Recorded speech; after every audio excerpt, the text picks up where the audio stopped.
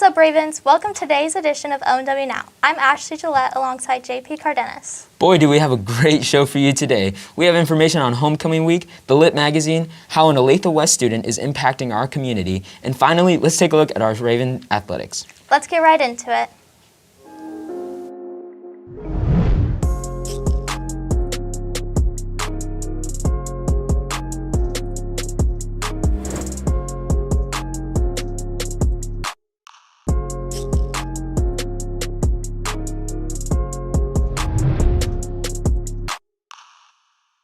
Sheesh, has this year been a wild ride for all of us. Luckily, it looks like we're beginning to return to some normalcy. And to kick off all of the events as our school year comes to a close, ONW Stuco is excited to announce Homecoming Spirit Week. Josh Burton and Cole Bartley have more on the story.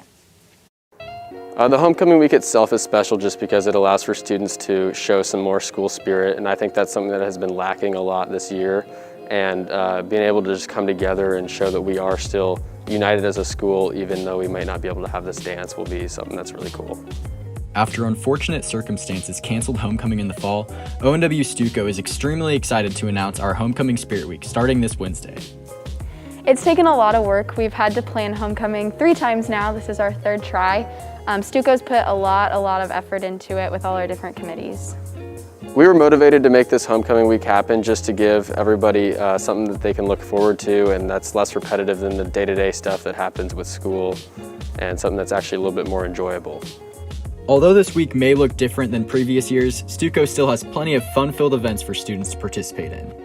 So we have lots of activities planned for this homecoming week. We have lots of spirit days from Wednesday to the next Tuesday, and we have an assembly run by RFC, and we have still doing voting for homecoming court, so we'll have a king and queen and all of the freshmen, sophomore, junior courts. With that being said, it's important we're all appreciative for all of Stuco making this possible in such a messed up year. COVID has definitely impacted Homecoming Week just because we haven't been able to do all of the things that we were able to do in years prior. Obviously the dance isn't happening, and just in general it's had to be replanned a lot due to the uncertainty of all the events. Stuco's worked really hard on this, and we're really excited to get to have a homecoming week. So make sure to check out Twitter for all of this week's events and tune in to the homecoming soccer game for the announcement of our homecoming king and queen on April 13th. For ONW Now, this has been Josh Burton. The Student Lit magazine is coming back this year and will showcase all literary, creative, musical, performing arts, and visual arts. This year's Lit has created a website where students will be able to submit their works to their feature in the magazine. Students will submit stories, writing, music, and videos. Be sure to check So the and Lit submit all your work to be magazine featured is in the future Lit Mags. If you have any question, contact Mr. McEachin or his student teacher, Ms. Costello. Max Roberts is a local student from Olathe West whose company, Diversity for Change KC, is making some very important and impactful waves here in the Kansas City community. Max Weaver and JP Cardenas have the story. Racism is still very alive and apparent in today's society, and it feels like we're more separated than ever. This is why Max Roberts is working to make a difference. I started a project called Diversity for Change KC to promote the message that we should accept everyone from every background. Max is encouraging the idea that we have all immigrated from somewhere and how that shouldn't divide us, but unite us. So currently, we just want to keep raising money for charities. Again, going off the message that accepting other cultures and embracing your own background can do good in the world. We've raised $410 to start a new fund at Olathe West to help our families in need. We also raised $360 for the International Rescue Committee, which helps currently refugees from Ethiopia and Syria escaping war.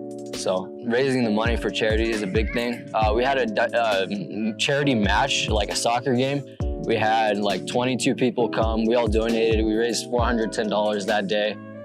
Just playing soccer, people from all different backgrounds. I think there were 16 different countries represented in just playing a game of soccer. That's something I'm proud of, yeah.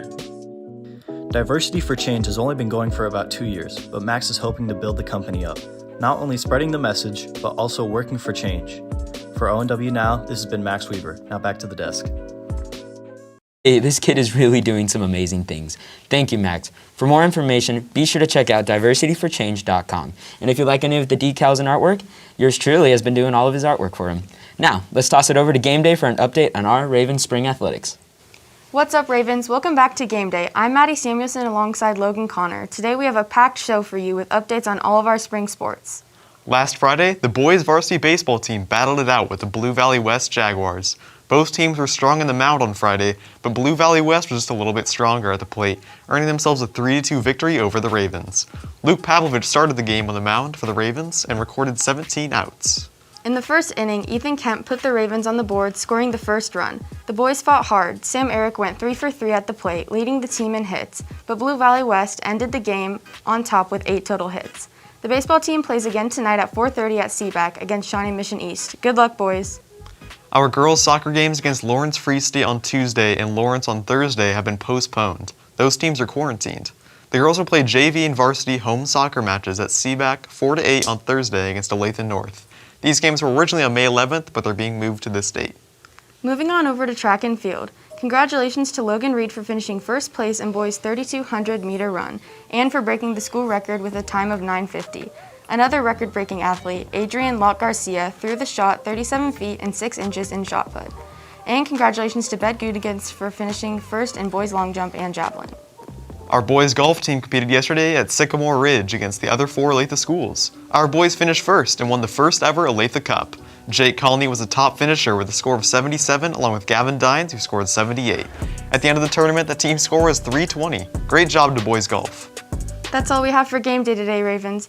Great job to all of our spring athletes. This has been Maddie Samuelson and Logan Connor. Now back to the desk.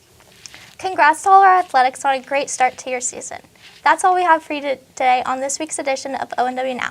Be sure to check us out on our social media at ONW Raven Daily and head on over to our website at theravendaily.com.